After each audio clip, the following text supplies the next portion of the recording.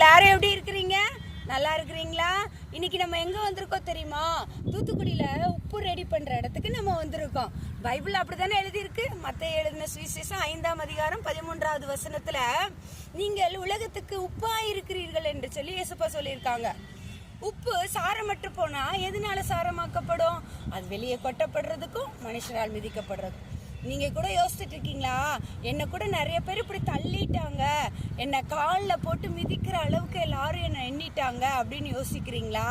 ஏசப்பா உங்களை கைவிட மாட்டாங்க ஃப்ரெண்ட். அந்த சுவாதாகிய அந்த உப்பு நம்ம பண்ணுகிற வெஜிடபிள்ஸ்ல கறியில உப்பு குறைஞ்சி போச்சுன்னா டேஸ்ட் இல்லாம போயிடும்ல.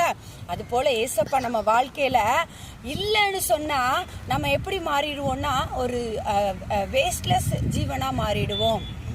அது போல நம்ம ஏசப்பாவை நம்ம கூட வச்சுக்கலாம். நம்ம ஒரு சுவையுள்ள பாத்திரமாக ஏசப்பா நம்மளை மாற்றுவாங்க.